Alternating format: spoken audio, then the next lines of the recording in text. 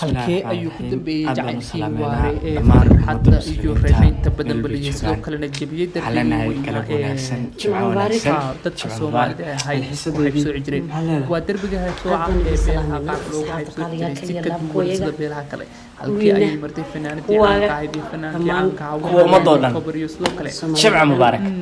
gabadhii aan wada naqaanay jimco ee mubaarak farxiya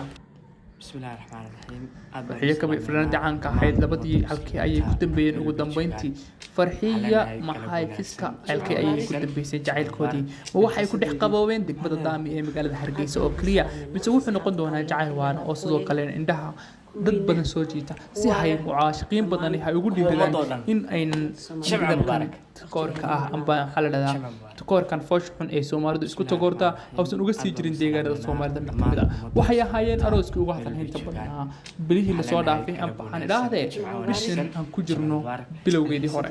wuxuu ahaa aroos ka dhacay magaalada Hargeysa kadib waxaa iskuursaday fanaanad weyn oo da'deeda alla weynahay waqti badan soo jirtay iyo soo kale fanaanad da'yar ah oo ah kacaankii ugu dambeeyay hadda soo kacaya wiilkan oo da'diisa lagu qiyaasay ilaa 19 jirka iyadana halka lagu qiyaasay 46 sano jir waxay ahayd horta hooyo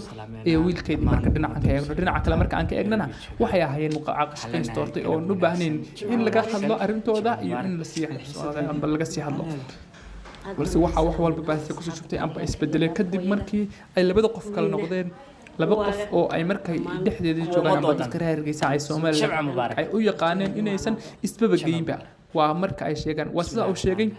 afayeenka beelaha la haybsooco amba beelash kamid ah beelaha la haybsooco rabna inaan magacooda sheegnay haw sheegay inay xaaskiisa 30 sano ka hor oo guursaday haysan wali reerkoodu ka daba iimanin amba haysan wax hadal ah oo soo shaqin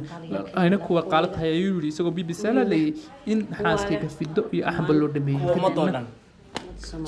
mar hay tagtareerka iyada oo labada gacmood iyo lug ka jaban lagu soo duuray ayuu banaanka darbigaas oo ahaa mid aad u adag oo lagu qiyaasi jiray kii loo dhisay majuj ayay jabiyeen farxiyo iyo sidoo kale mubaarak October sidoo kale waxa ka horeysay oo jabiyay barkad butuun iyo xaaskiisa oo iyaguna si weyn darbigaasi marka hore dhaawac u gaarsiiyay balse ugu dambeyntii waxa lamaanahan ay darbiga ka tuureen dabaq hoose oo laba lixaad ah halkaasi oo la aaminsan yahay inuusan ka soo noqon doonin darbigaasi waxaan arkayay social media dhalinyaro fara badan oo ku dhiirinaysa in ay guursadaan gabadh kamid ah beelaha la soo wiilal badan gabdho badan oo iyagana ka wada kamid ah waxaan arkayay sidoo kale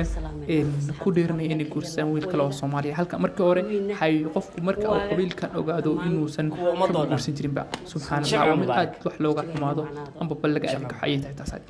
haddaba farxiya iyo mubaarak ayaa maalmaha soo socda soo qaadi doona hees ay kaga hadlayaan takoorka iyo waxyaalaha ay darbigan laaga xoogga ugu dhigeen iyagoo dadka ka cabsan doona in la dhaawac tiro darbigan ay jabiyeen ugu dambeyntina ay dadku dhuqtaan ay yiraahdeen mid siman amba mid caadi u ah xaalmaha guurka iyo macaashka intaba si kastaba haatee ilmaanahan ayaan inakuna u rajin doonaa farxad iyo reereyn inuu ilaahay siiyo ubad iyo caano iyo barwaaqo iyo bashbash ka dhigo ayaan inakuna u rajin doonaa saaxiib adiguna sidoo kale waxaan ka codsan inay soo ducayso videogan leegsar una share kale saaxiibada kale